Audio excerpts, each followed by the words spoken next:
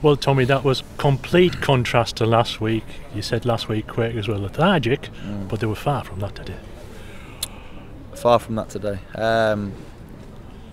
We played the right football in certain periods of the game, but we still found ourselves 3-1 down, and I think that's really frustrating, especially for obviously Wright. And we are trying to pride ourselves on being solid at the back, and this week in training, that's what we've been focused on. And then to concede another 3 goals, it wasn't really ideal. But I said to them boys from the first meeting I had with them before the Bradford Park Avenue game, I thought I was inheriting a real honest group of hard-working players, and that was them today. And I think that showed what they're all about. And I think we just spoke about identities and stuff like that. I think that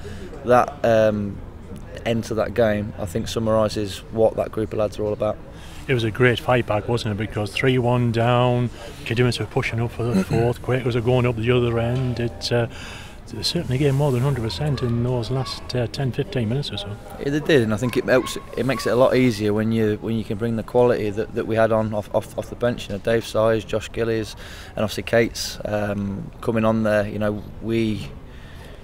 We had that attacking intent. We knew we had goals in them 3 in particular, and we thought, what, throw the dice, let's go and see what happens. And to be honest with you, I think if we probably had a late corner, I think we possibly could have nicked it, because I think they looked very lost every time we came forward.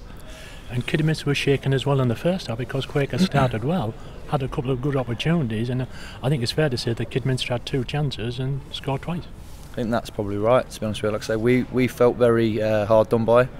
And I think off the back of, like you say, limiting them to just 2 chances, I think we probably deserve that little bit of luck. Obviously, with Harvey's cross that the lads put into his own net. So I think that probably gave us a bit of a lifeline and something to cling on to. I think the third one was a bit of a sucker punch, but like I say, I can't fault the lads' work ethic and desire for getting back into that game. You changed the formation from the previous 2 games. You went 3 at the back. You brought in Josh Heaton. And that seemed to work well. It did. Like I say, for 15, I think it was about 15 minutes when they scored, I thought we looked in control. I thought we looked very, very calm and comfortable.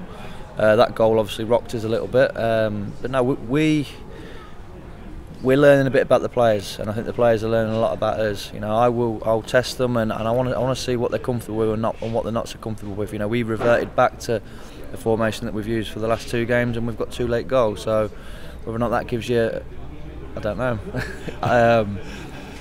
We'll continue to look at things. It got a little bit spicy at times out there, didn't it? But that shows how much fight the players have in themselves still. Well, I lived on the edge as a player, and so did White. So I want the boys to fight for the shirt, and I think that's something that we said from day one, from the first minute we walked through the door, and what I really read the boys right at last Saturday at half time. I want my teams to go on that pitch and fight for the cause, and I think today that second half performance probably showed that they have got that character about them. The referee almost came off injured. You were just a couple of yards away. What was going on? He pulled his hamstring or something? His knee or something. I don't really know what he did, to be honest with you. I think he tried. I thought he made some strange decisions, but I think so did the linesman today. But I think that's just this level of football. So I wouldn't blame them for any of the goals or anything like that today. I just thought it was a bit of a shaky performance. Clear something up for us. Do you think Harvey Saunders was booked twice? Once in the incident when their lad got sent off, and possibly another one in the breakaway? I definitely saw him show a yellow card, but I think it was to Phil Turnbull for kicking the ball. Phil seems to think it is, which I think will activate a suspension. Never mind. At least it was a good point, and it changes people's frames of mind, because early on in the week everybody was a little bit pessimistic. Well, not everybody, a few people a little bit pessimistic after the departure of the 2 players, but this has given everyone a lift, plus you might bring in a couple of players next week. Yeah, and I think the fans have got every right to be a little bit wary. Obviously new management team come in. We've gone and conceded 3 goals at Blythe, three goals again at home last weekend to Brackley. You lose 2 players, and I think fans have a right to err on that side. But Rome wasn't built in a day and all that, and so we're looking to strengthen this group, and I think I've got a great set of lads. If we can improve it, there's plenty of games, plenty of points to play for, and I do expect us to be thereabouts.